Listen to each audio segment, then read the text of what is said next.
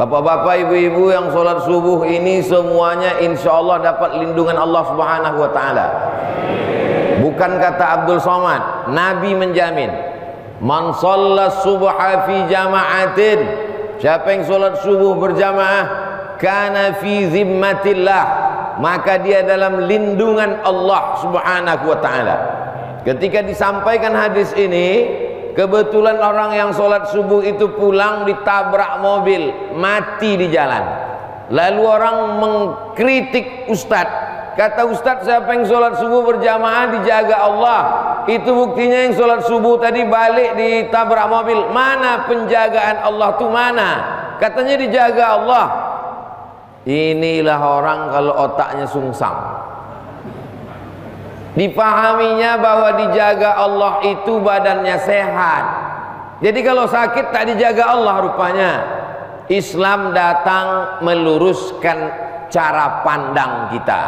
Dulu orang menganggap kalau sakit itu berarti dikutuk Allah.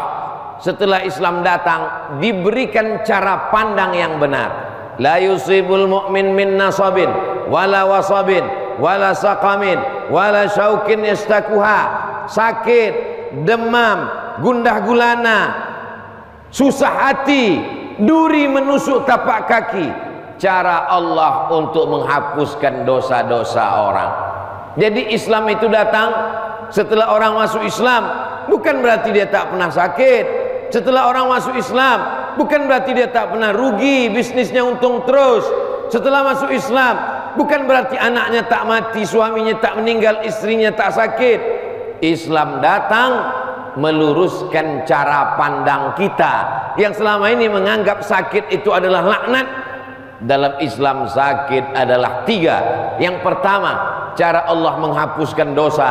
Yang kedua, cara Allah menaikkan derajat. Yang ketiga, ada hamba-hamba Allah yang sudah ditempatkan Allah di surga Jannatul Firdaus, surga paling tinggi. Tapi waktu ditengok catatan amalnya kurang, sedekahnya kurang, sholatnya kurang, zikirnya kurang, tak cukup syarat untuk masuk surga Jannatul Firdaus.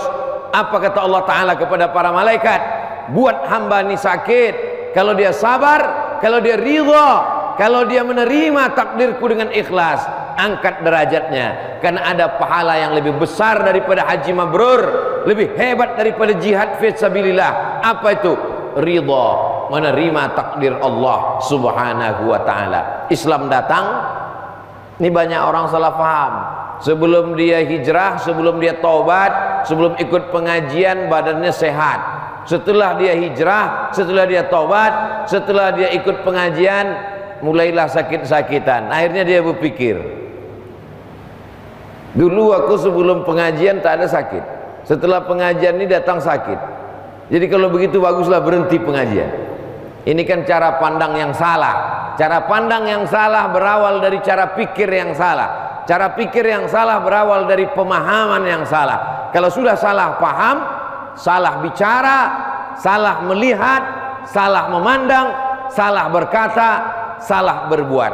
Mudah-mudahan kita selalu diberikan Allah pemahaman yang benar. Datang seorang perempuan membawa anaknya, dijumpakannya ke Nabi SAW. Doakan anakku ini ya Rasulullah. Apa kata Nabi mendoakannya? 2. Allahumma faqihhu fid din wa 'allimhu ta'wil. 2 doa Nabi untuk anak kecil. Faqihhu fid din, dalamkan ilmu agamanya. Wa 'allimhu ta'wil, ajarkan dia pemahaman agama yang benar. Ada orang yang dalam ilmu agamanya tapi pemahamannya tak benar. Ada orang yang tak paham ilmu agama dan tak paham sama sekali. Makanya kata Allah, kata Rasulullah SAW, dapat wahyu dari Allah, may yuridillahu bihi khairan yufaqihu fid din. Kalau orang itu mau dibaikkan Allah, mau dijadikan Allah dia baik, didalamkannya pahaman ilmu agama yang benar. Agama dipahami dengan benar.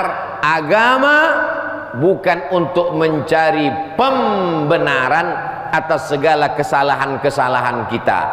Dengan penuh kesadaran melakukan perbuatan dosa yang melangkahkan kaki dia yang mengayunkan tangan dia, yang buat dosa dia dengan penuh kesadaran. Tapi pas ditanya, kenapa kau buat ini? Ini udah takdir Allah. Orang seperti ini pernah hidup pada zaman Umar bin Khattab. Tangkap, kata Umar. Ketika ditangkap ditanya, kenapa kau mabuk? Kenapa kau minum khamar? Apa jawab dia? Takdir Allah. Kata Umar bin Khattab, hukum dia dicambuk 80 kali. Orang yang minum khamar, orang yang sakau, orang yang pakai narkoba, orang yang mabuk dicambuk 80 kali.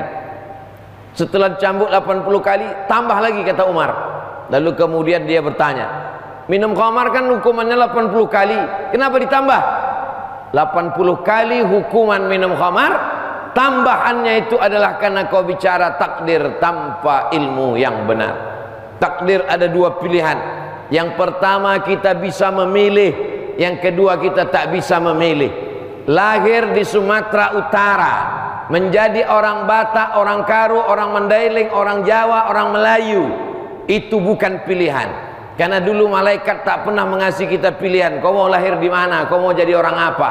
Maka kita tak boleh ejek orang karena sukunya. Kenapa? Karena orang tak pernah memilih suku. Suku yang bisa dipilih cuma suku bunga aja. Tapi menjadi orang yang sholat subuh, pilihan. Subuh ini pilihan. Mau sholat subuh atau tidak sholat subuh, itu pilihan berada di tangan kita. Dari tadi malam kita sudah bisa memilih. Dengan cara apa? Hidupkan jam waker. Wake, bangun. Waker, jam yang bisa membangunkan. Di setel jam dinding, di setel jam tangan, di setel jam handphone. 3 jam udah di setel, tak juga terbangun. Takdir. Kenapa kau tak terbangun? Takdir, Pak Ustaz. Udah kau hidupkan jam waker? Udah. Kau tidur jam berapa? Jam 3.30. Iya, tak terbangun lah. Itu pun juga bagian dari usaha. Tidurnya cepat, jam 10, jam 11 paling lama, 12, 1, 2, 3, 4. Usahakan bangun 1 jam sebelum azan subuh. Kenapa 1 jam, Pak Ustaz? Katanya waktu yang paling afdol itu jam 2. Nabi bangun jam 2 karena tidurnya sesudah Isya. Isya jam 8, 9, 10, 11, 12, 1, 2. Makruh hukumnya cerita setelah sholat Isya. Habis sholat Isya tidur langsung. Orang sekarang payah tidur cepat. Kenapa? Karena sesudah Isya itulah drakor keluar. Setelah Isya itulah box office muncul. Setelah Isya itu pula lah Manchester United, Liverpool dan Bapak Ibu yang tahu itu. Maka setelah Isya orang tak tidur. Jadi kalau begitu bagaimana? Kita setel jangan sampai tidak bangun sama sekali. Seminim-minimnya sejam sebelum azan subuh terbangun. Saya yakin dan percaya ada di antara bapak ibu masih tetap istiqomah bangun jam 2, jam 3. Malam itu dibagi 3. Malam dibagi 3. Bagaimana cara membaginya, Pak Ustadz? Hitungannya setelah Isya. Jadi kalau Isya jam 8, 9, 10, 11, 12, 1, 2, 3, 4, 5. Malam dibagi 3, 9 jam dibagi 3. Waktu yang paling afdal sepertiga malam. Ustadz ceramah menyampaikan ke kita waktu yang paling afdal, waktu mustajab doa, waktu tahajud, sepertiga malam. Yang mana sepertiga malam itu? 8 sholat Isya, 5 sholat subuh. Maka antara jam 8 ke jam 5, 9 jam dibagi 3, 9, 10, 11, 12, 1, 2. 12, 1, 2. Inilah yang dimaksud dengan sepertiga malam. 3, 2, 3, 4. Itulah waktu yang terakhir. Tak dapat di waktu yang sepertiga, maka di waktu yang terakhir pun tak apa-apa. Tapi jangan sampai tak dapat sama sekali. Kau sholat tahajud tadi? Tidak, Pak Ustadz. Kenapa kau tak tahajud? Masih syukur aku sembahyang subuh, kawanku tak sembahyang sama sekali. Salah cara pandang. Unzur ila man huwa asfala minka. Tentang masalah dunia, kau tengok ke bawah. Orang yang punya mobil harga 2 miliar tak pernah bersyukur kepada Allah. Kenapa? Karena ditengoknya sahabatnya punya private jet pribadi. Kenapa orang tak pernah bersyukur? Karena mendongak saja ke atas. Tapi kalau dia melihat ke bawah, insya Allah dia akan bersyukur. Sama juga kita di masjid ini. Kalau cuma mendongak aja ke atas, menengok kaligrafi yang cantik, lampu yang indah, tak pernah bersyukur. Kalau mau bersyukur, tengoklah dinding yang belum dipoles semen. Saudaraku yang dimuliakan Allah Subhanahu wa taala, maka kita mesti pandai-pandai